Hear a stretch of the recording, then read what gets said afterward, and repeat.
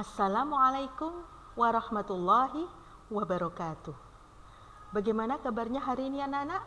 Alhamdulillah, luar biasa. Allahu Akbar.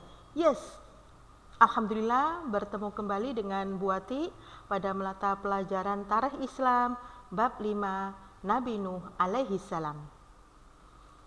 Pada bab ini kita akan belajar 1. Silsilah Nabi Nuh alaihi salam dan kondisi umatnya. Yang kedua, ketabahan si pembuat bahtera dalam berdakwah. Dan yang ketiga, banjir bandang di muka bumi. Baiklah anak-anak, sebelum pelajaran kita mulai, kita awali dulu pertemuan kali ini dengan membaca basmalah bersama-sama. Bismillahirrahmanirrahim.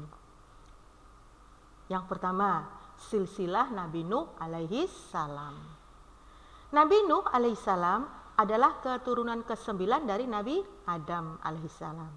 Keturunan keberapa? Ke-9. Bagus. Nah, nama Nabi Nuh alaihi salam berasal dari bahasa Syria, artinya bersyukur atau selalu berterima kasih.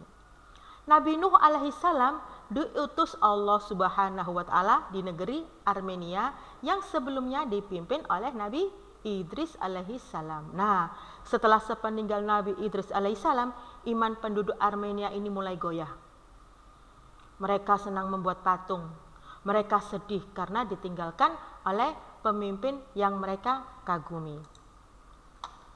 Awalnya mereka itu selalu mendoakan para pemimpin-pemimpin yang mereka kagumi agar diampuni segala dosanya. Mereka berdoa kepada Allah. Tapi ada seorang yang mempunyai usulan untuk menghilangkan kerinduan para kaum Armenia yang ditinggal para pemimpin ini. Usulannya adalah membuat gambar yang menyerupai pemimpin-pemimpin yang mereka kagumi, dengan tujuan agar kerinduan pada para pemimpin ini menjadi terobati. Nah, akhirnya dibuatlah foto-foto atau gambar yang menyerupai pemimpin-pemimpin yang soleh yang mereka kagumi. Ternyata anak-anak tidak sampai di sini. Mereka mengusulkan dibuatkan patung yang menyerupai pemimpin-pemimpin tersebut, dengan harapan mereka itu bisa meminta tolong kepada patung-patung orang soleh ini. Nah, ini yang membuat Nabi Nuh berdakwah untuk mengajak kaum Armenia untuk kembali ke jalan Allah. Mengajak yang patut disembah, yang patut dimintai pertolongan hanya Allah Subhanahu wa taala. Patung-patung ini tidak memberikan manfaat apa-apa. Tapi mereka menolak. Dari kurang lebih 1000 tahun usia Nabi Nuh berdakwah, hanya sekitar 200 pengikut. Ya, nah ini pada suatu hari itu kaum penduduk Armenia ini ditimpa musibah, kekeringan, tanah tandus, hewan-hewan mati, kemudian pohon-pohon juga mati. Nah, ini maka menjadikan mereka menjadi lebih terus berdoa meminta pada patung-patung ini, sesembahan mereka. Dan Nabi Nuh pun tetap mengajak mereka ke jalan kebenaran, tapi mereka selalu menolaknya. Nah, ini yang kedua ya, ketabahan si pembuat bahtera dalam berdakwah. Nabi Nuh alaihissalam telah menggunakan waktu yang panjang untuk berdakwah, hanya sedikit yang beriman. Ejekan dan makian diterima dengan sabar. Berapa tadi lama usia berdakwah? Hampir 1000 tahun dengan kurang lebih 200 pengikut. Nah, ini pada suatu hari Nabi Nuh alaihissalam mendapatkan wahyu dari Allah Subhanahu wa taala untuk membuat kapal yang sangat besar. Tapi orang-orang kafir ini mengejek Nabi Nuh alaihissalam. Akankah kapal berlayar di daratan? Nah, karena mereka pikir kan di sana tidak ada laut, tidak ada air. Tapi Nabi Nuh kok membuat kapal? Makanya mereka mengejek, akankah kapal berlayar di daratan? Nah, Nabi Nuh menjawab, hai umatku, kalian sudah menolak kebenaran. Pertanyaan kalian akan dijawab setelah kapal ini jadi. Nah, maka kaum yang beriman berbondong-bondong membuat perahu. Ya, ini mereka mengejek sambil menertawakan Nabi Nuh. Tapi Nabi Nuh tidak berhenti berdoa memohon kepada Allah. Ini termasuk juga yang mengajak untuk menyembah patung. Ya. Nah, setelah kapal selesai, penduduk yang beriman diajak naik ke kapal semuanya. Hewan-hewan juga berpasang-pasangan diajak naik ke kapal semuanya.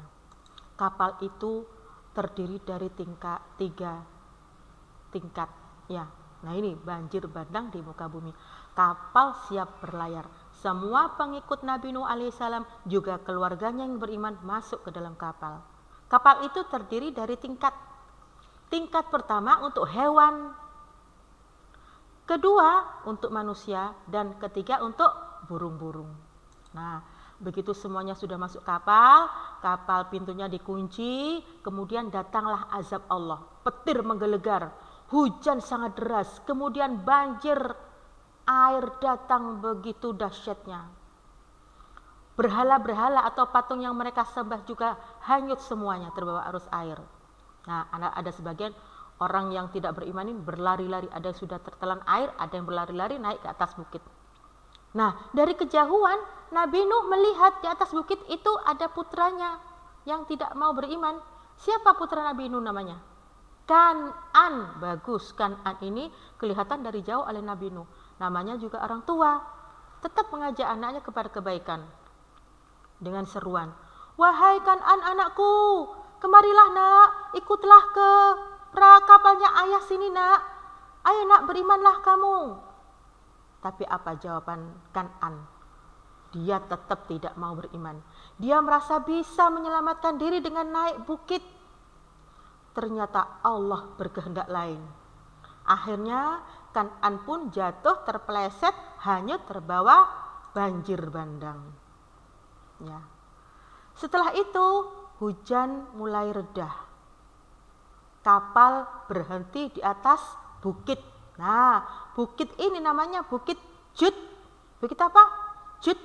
J-U-D. Di atas Bukit Jud.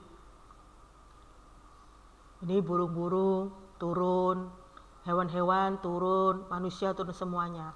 Nah, apa yang dilakukan pertama kali oleh Nabi Nuh ketika menapakkan kakinya di Bukit Jud? Beliau meletakkan keningnya di atas tanah.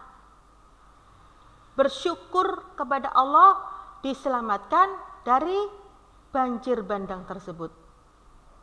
Nah, anak-anak, akhirnya terselamatkanlah semua pengikut Nabi Nuh. Nah, demikian anak-anak ya. Semoga bermanfaat. Untuk hari ini tidak ada tugas. Nanti kita ketemu minggu depan. Semoga dalam keadaan sehat walafiat. Nasrun minallah. Wassalamualaikum warahmatullahi wabarakatuh.